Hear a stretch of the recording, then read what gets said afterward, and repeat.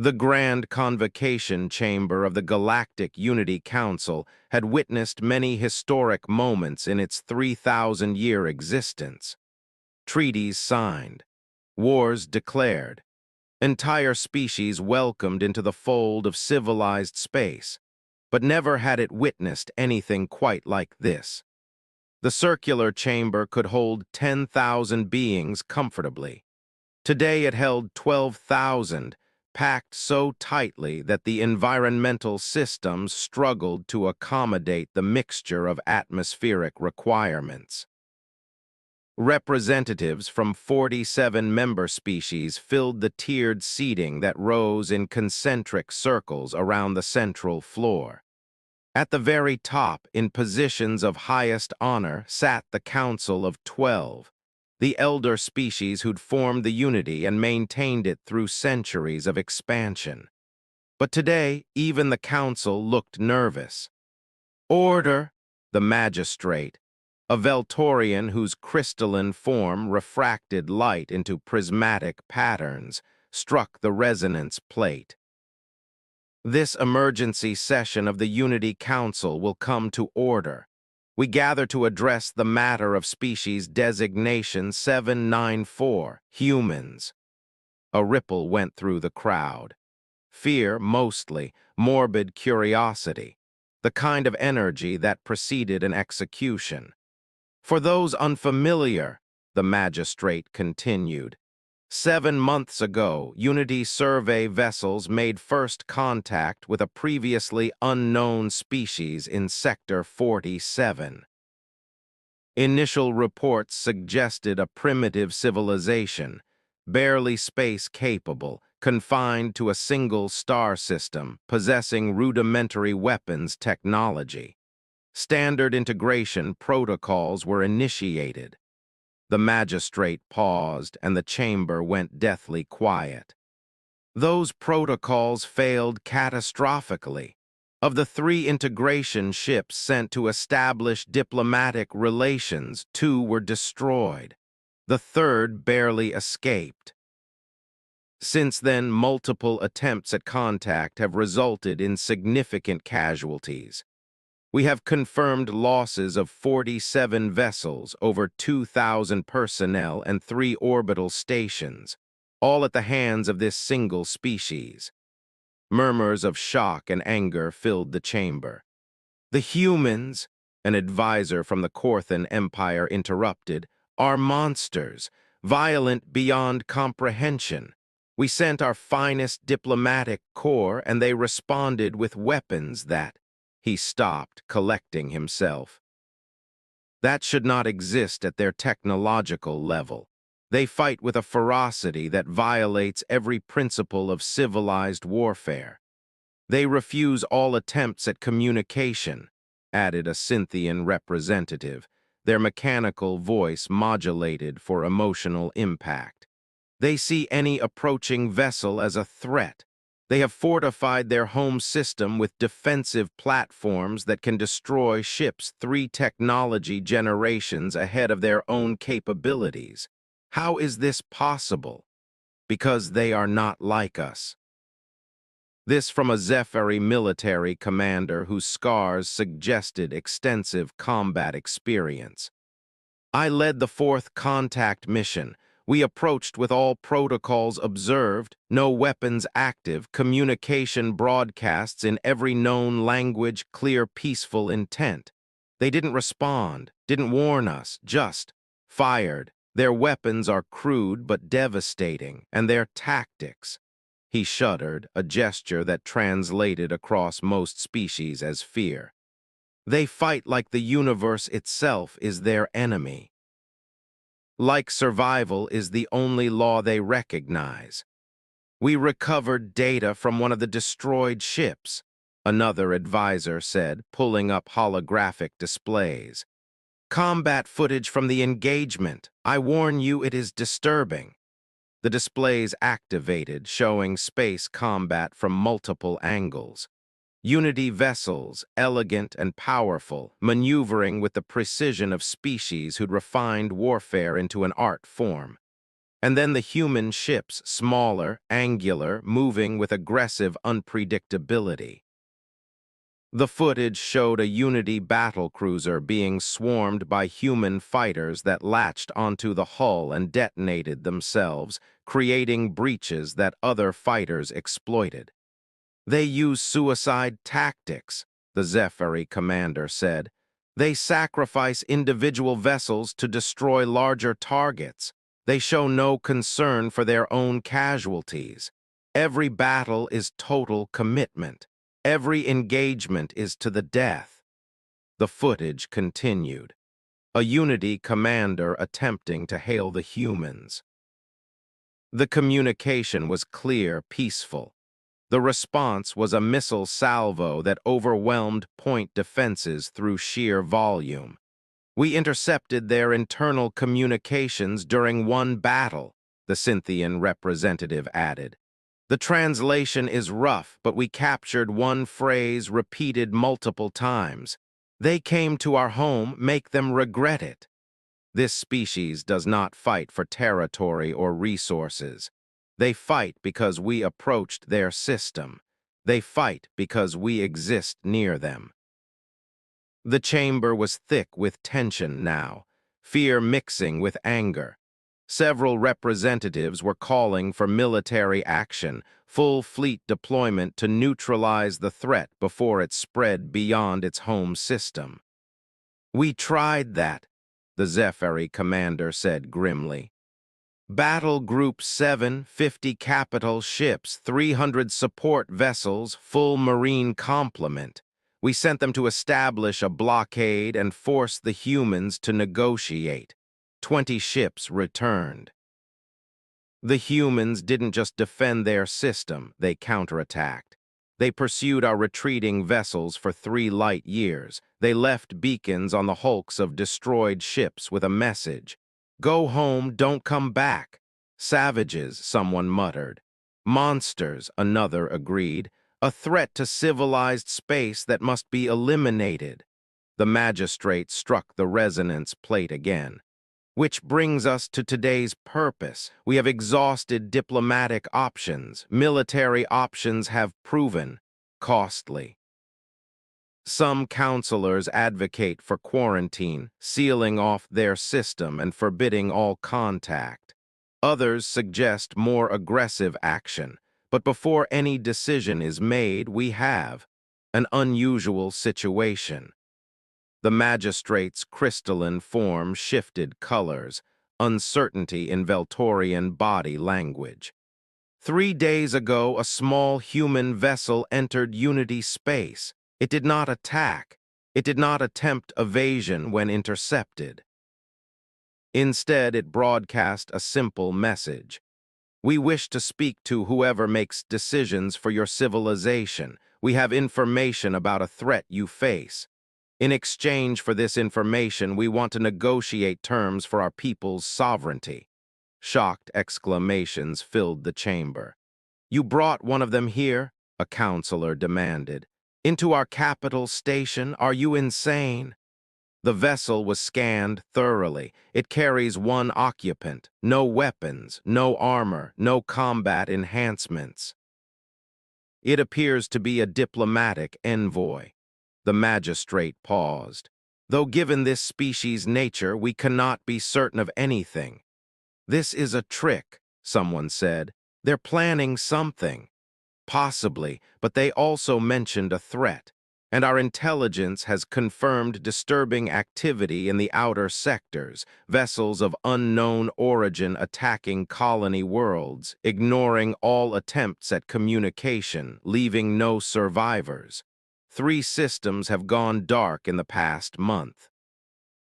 We don't know what's causing it, but the pattern suggests a significant threat moving toward Unity space. And you think the humans know something about this? They claim to, and given that they've demonstrated capabilities far beyond what their technological level should allow, perhaps we should hear what they have to say. I vote no, one counselor said immediately. Allowing one of these creatures into this chamber is too dangerous. I agree, said another. We should interrogate them remotely, safely. You cannot interrogate humans safely, the Zephyri commander said quietly. Trust me, I've tried. The debate raged for 20 minutes. Finally, the magistrate called for a vote. By a narrow margin, the council agreed to allow the human envoy to address them directly. Very well, security maximum protocols, medical teams on standby. All counselors are authorized to activate personal shields. The magistrate's colors shifted to deep purple, fear poorly hidden. Bring in the human. The main doors at the chamber's base level began to open. The crowd's reaction was immediate and visceral. The murmuring stopped. Those nearest the doors actually backed away, pressing against the beings behind them.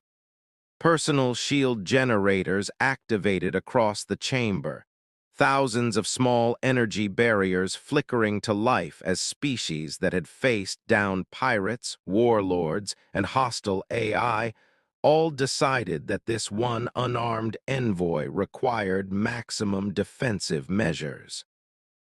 The human walked through the doors, and the chamber collectively held its breath. He was smaller than the combat footage had suggested. About 2 meters tall, bipedal, with the bilateral symmetry common to many species. His skin was a medium brown, his head covered in short, dark hair. He wore simple clothes, a dark jacket, pants, boots, no armor, no visible weapons. His hands were empty, held slightly away from his body in a non-threatening posture. But it was his eyes that captured everyone's attention. They were calm, not the calm of meditation or peace, but the calm of something that had seen terrible things and had learned to exist alongside them. He scanned the chamber with those eyes, taking in 12,000 beings watching him with fear and hostility, and his expression didn't change. He walked to the center of the chamber floor like he owned it. No hesitation. No apparent concern for the thousands of weapons tracking his every movement. He simply stood there, hands clasped behind his back, and waited. The silence was absolute. Finally, the magistrate found their voice. "You are the human envoy?" "I am." His voice was clear, unaccented in whatever translation system the chamber used. "My name is Commander Elias Vance. I represent the Terran Coalition, what you've been calling Species 794.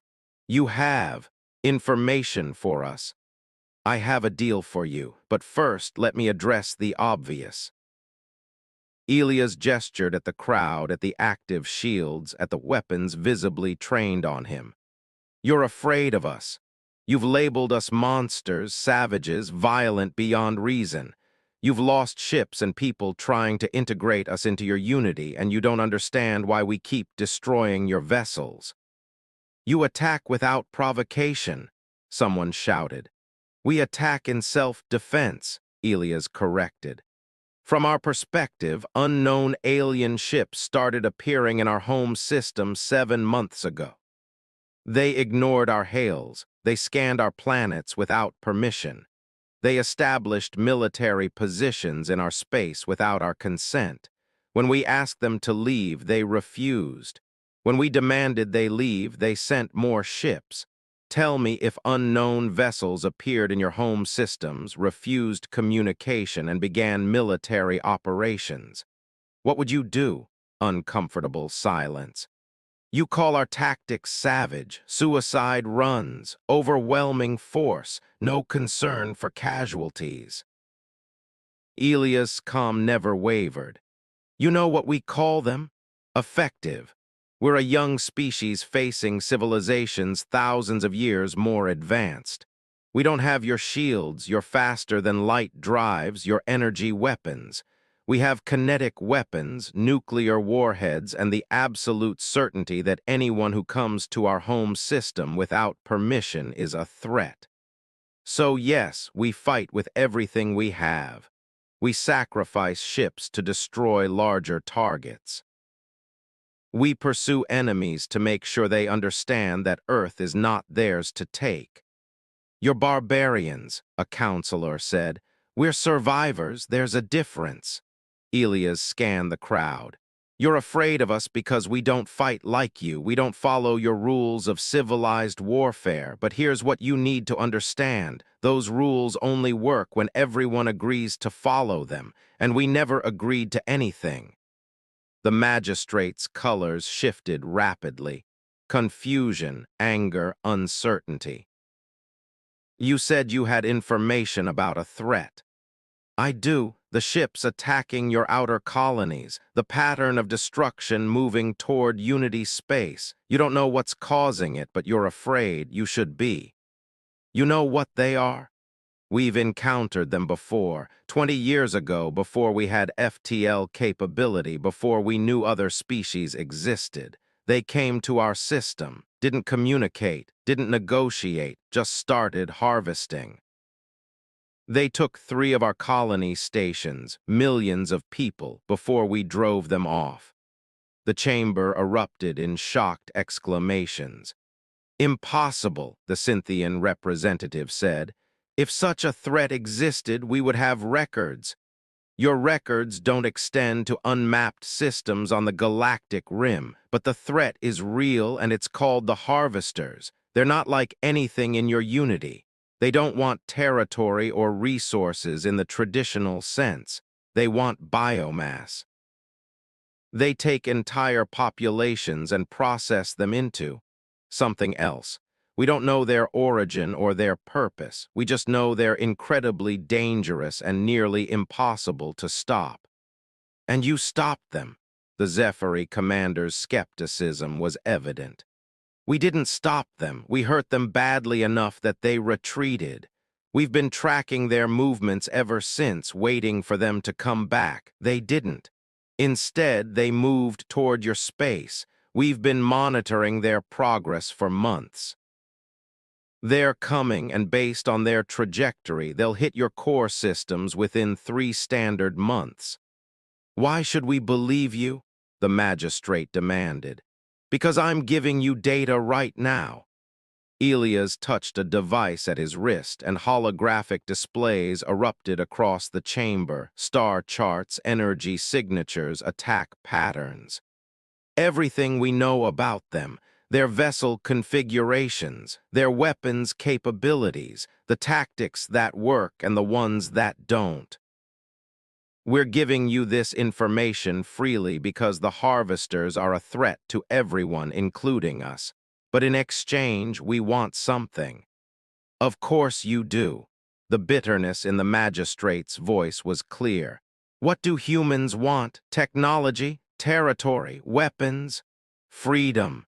The word hung in the air like a physical presence. We want the Unity to officially recognize Earth's sovereignty. We want your vessels to stay out of our system unless specifically invited. We want the right to develop at our own pace, make our own decisions, live our own lives without being integrated into your civilization. We don't want your technology. We don't want membership in your council. We just want to be left alone. That's it, a counselor laughed incredulously. You're offering intelligence about an existential threat in exchange for nothing. In exchange for the one thing that matters to us, the right to exist independently. You call it nothing because you've never had to fight for it. We've fought for it against you, and we'll fight for it against the Harvesters if they come back to our system. But we'd rather not fight you and them simultaneously. Elias stepped forward, and dozens of weapons tracked the movement. He didn't acknowledge them. You're afraid of us because we're violent, because we fight with tactics you consider uncivilized, because we're willing to sacrifice anything to protect our home. But here's the truth you need to understand. That violence, that ferocity, that absolute refusal to surrender, that's what allowed us to survive the Harvesters when they came to our system. That's what will allow you to survive when they come to yours. He pulled up another display, combat footage from 20 years ago. Human ships, primitive, barely space-capable, swarming harvester vessels that dwarfed them. Suicide runs, overwhelming numbers. Tactics that looked insane until you realized they were the only tactics that worked against an enemy that couldn't be reasoned with. The harvesters don't negotiate. They don't retreat unless you make them. They don't care about your shields or your advanced weapons or your thousands of years of civilization. They only understand one thing: overwhelming force applied without hesitation. Elias met the magistrate's eyes. You need monsters to fight monsters. And whether you like it or not, we're the monsters you need. The chamber was silent except for environmental systems struggling to keep up with 12,000 beings breathing various atmospheres. You're offering to help us fight the harvesters, the magistrate said slowly. I'm offering information, tactical data, strategic analysis. What you do with it is your choice. But if you want more than that, if you want actual military cooperation, then we need a formal treaty. Recognition of Earth's sovereignty, guaranteed non-interference in our space, legal protection for any human vessels traveling through Unity territory. Make us equals and we'll fight beside you. Try to subjugate us and you'll fight alone. You're in no position to make demands, a counselor sneered. One species against the entire Unity. You're right, Elias interrupted. We're one species, young, primitive, limited technology. But you came to our system with overwhelming force and we sent you running. The harvesters are worse than you, faster, stronger, more ruthless, and they're coming whether you're ready or not. So ask yourselves, do you want to face them with humans as allies, or do you want to face them while still trying to pacify Earth? Because I promise you, if you choose the latter, you'll lose on both fronts. He looked around the chamber, meeting eyes, acknowledging fear with that same unshakable calm. I know what you see when you look at me. A monster, a savage, something that doesn't belong in civilized space. But the universe doesn't care about civilization. It doesn't care about your laws or your protocols or your 3,000 years of peace.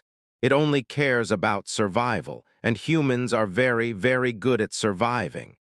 The silence stretched. Finally, the magistrate spoke. We will need to deliberate, to verify your data, to consult with. You have 3 months, Elias said, maybe less. The data includes the harvester's last known position and projected trajectory. Verify it however you want. But understand this, we're offering you a chance. The only one you're going to get. Accept it and we'll share everything we know about fighting the harvesters. Reject it and we'll retreat to our system and prepare to defend Earth when they come. Either way, humanity survives. Can you say the same? He turned to leave, and the crowd actually parted to let him pass. Thousands of beings pressing back to avoid getting too close to the human walking calmly through their midst. At the door, Elias paused and looked back. One more thing, you called us monsters, violent, impossible to control. You're right, we are all those things when we need to be. But we're also loyal to our allies, merciless to our enemies, and absolutely committed to protecting what's ours. 3 months from now, when the harvesters arrive, you're going to wish you had more monsters on your side. He left. The doors closed behind him. The chamber remained silent for a full minute before erupting into chaos.